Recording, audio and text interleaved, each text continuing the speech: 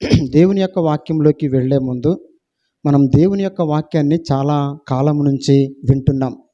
వారాలు, నెలలు, సంవత్సరాల నుంచి వింటున్నాం.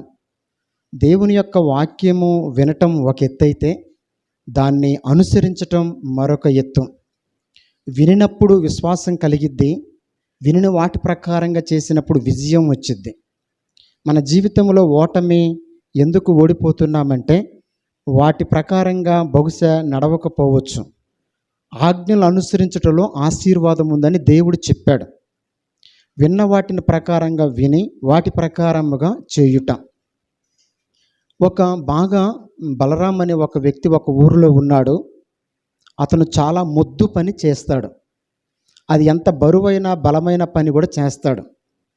అతడు చేసే పని ఏంటంటే ఆ ఊరి చివరిలో ఉన్న ఒక అడవిలోకి వెళ్ళి కట్టెలు కొట్టి వాటిని మోసుకొని వచ్చి ఆ ఇంటి దగ్గర ఒక మంట పెట్టి వాటిని కాల్చి ఆ మొద్దులను బొగ్గుగా మార్చి ఆ బొగ్గులను సంత వీధుల్లో అమ్ముతాడు. దాని మీద వచ్చే డబ్బులను బట్టి వాళ్ళ కుటుంబం పోషించబడుతుంది.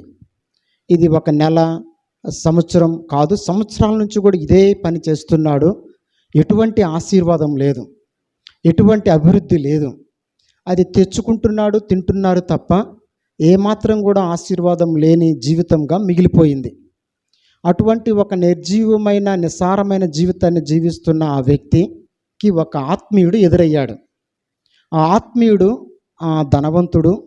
ఆత్మీయుడు అతను చూసి జాలిపడి, చాలా సంవత్సరాల నుంచి ఈ వ్యక్తిని నేను చూస్తున్నాను, ఇతనిలో ఎక్కడా కూడా అభివృద్ధి లేదు, అదే బొగ్గులు అమ్ముకుంటున్నాడు, ఆ బొగ్గుల బస్తాన్ని మీద పెట్టుకొని వెళ్తున్నాడు, ఇతడు దేవుడు దీవించాలి, నాకు ఇచ్చిన దాంట్లో నుంచి కొంత సమృద్ధిని ఇతనికి ఇవ్వాలి అని ఒక ప్రేరేపణ కలిగి ఆ బొగ్గులు బస్తా మోసుకుని వెళ్తున్న బలరామును పిలిచి, నీ పేరు బలరాం కదా అంటే అవునయ్యా అని అన్నాడు. ఇదిగో నువ్వు చాలా అరణ్యంలోకి వెళ్ళి కట్టెలు కొట్టి బొగ్గు మోసుకొని బ్రతుకుతున్నావు, నీ జీవితంలో ఆశీర్వాదం కానీ అభివృద్ధి కానీ కనిపించటం లేదు. నీ బొగ్గు పని కంటే కూడా నీకు బంగారపు భవిష్యత్తును దేవుడు ఇవ్వబోతున్నాడు, కాబట్టి నేను చెప్పిన ప్రకారంగా చేయమన్నాడు. అయ్యా నువ్వు చెప్పినట్టుగా నేను చేస్తాను అని అన్నాడు. నువ్వు అరణ్యంలోకి వెళ్ళి కట్టెలు కొట్టడం కాదు, నాకుండా చాలా పొలం ఉంది, ఆ పొలంలో నీకు 10 ఎకరాల పొలం ఇస్తున్నాను, అందులో అన్నీ కూడా టేకు చెట్లు వేయబడి ఉన్నాయి. ఆ టేకు చెట్లలో నువ్వు వాటిని కొట్టుకొని సంతలోకి అమ్ముకుంటే బంగారం వచ్చిద్ది, నీకు బంగారం లాంటి భవిష్యత్తు నీకు ఉంటుంది అని చెప్పి ఆ 10 ఎకరాల టేకు చెట్ల పొలం చూపించి ఆయన వెళ్తాడు. ఆయన వెళ్ళిన తర్వాత ఇతను ఏం చేస్తాడంటే అలవాటు ప్రకారముగా చాలా సంవత్సరాల నుంచి చేస్తున్న పని కాబట్టి ఆ టేకు చెట్లను ఆయన కొట్టి అలాగనే వాటిని నరికి సంతలో అమ్మకుండా యథాతథంగా ఇంటికి తీసుకుని వెళ్ళి వాటిని కాల్చి ఆ బొగ్గు చేసి వాటిని అమ్ముతున్నాడంట. ఎక్కడ కూడా అదే రేటు వస్తుంది, ఆ విధంగానే వస్తుంది తప్ప ఎక్కువైతే రావటం లేదు. అట్లా గడిచిపోతున్నప్పుడు చాలా కాలం తర్వాత ఆత్మీయుడైన ధనవంతుడు అతనికి ఎదురయ్యాడు. అదే బొగ్గు బస్తా ఎత్తుకుని ఆ బలరాం ఎదురైనప్పుడు, అరే వీడి జీవితం మారిపోవాలి కదా, అభివృద్ధి ఆశీర్వాదం కనబడాలి కదా, ఎక్కడేసిన గొంగలు అక్కడే ఉందేంటి, ఏమాత్రం ఆశీర్వాదం అభివృద్ధి లేదేంటి ఇతనిలో అని చెప్పి చాలా బాధపడి ఆ బొగ్గు మూట ఎత్తుకొని వెళ్తున్న ఆ బొగ్గు బస్తా ఎత్తుకొని వెళ్తున్న బలరామును పిలిచి, బలరాం నీకు నేను 10 ఎకరాల టేకు తోట ఇచ్చాను కదయ్యా, ఇంకా నువ్వు బొగ్గులు బస్తా మోస్తున్నావేంటి, నువ్వు బంగారం బస్తా మోయాలనుకున్నాను, నీకు బంగారం లాంటి భవిష్యత్తు ఉండాలనుకున్నాను, ఎలాగున్నావేంటి అని అంటే, ఏముందయ్యా నువ్వు చెప్పినట్టుగానే నేను చేశాను.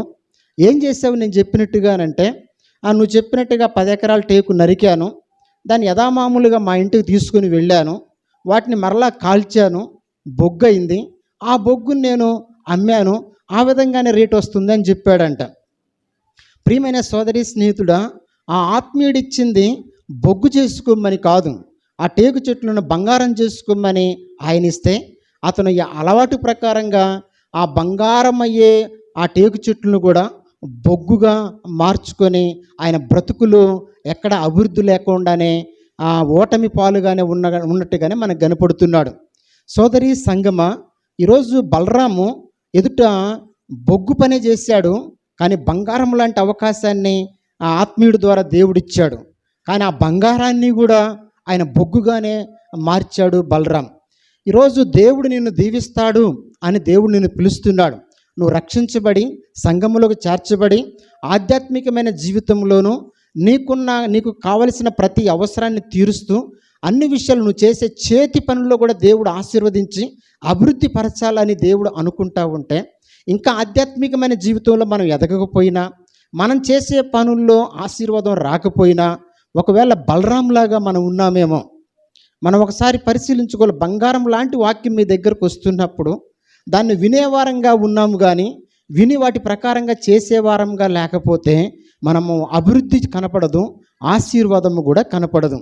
కాబట్టి యేసయ్య అంటున్నాడు, నా యొద్దకు వచ్చి నా మాటలు విని వాటి ప్రకారముగా చేయు ప్రతి వాడును బండ మీద కట్టుకుని ఇంటిని పోలిన బుద్ధిమంతుడు వలె ఉంటారు అని చెప్పాడు. ఈరోజు దేవుని యొక్క వాక్యం చాలా కాలం నుంచి వినొచ్చు, నీకు బాగా తెలిసి ఉండొచ్చు. కానీ వాటి ప్రకారంగా చేసేవారముగా ఉండి బొగ్గును బంగారముగా మార్చే ఒక ఆధ్యాత్మికమైన జీవితంలో దేవుని యొక్క వాక్యము ద్వారా నడిపించబడుదుముగాక.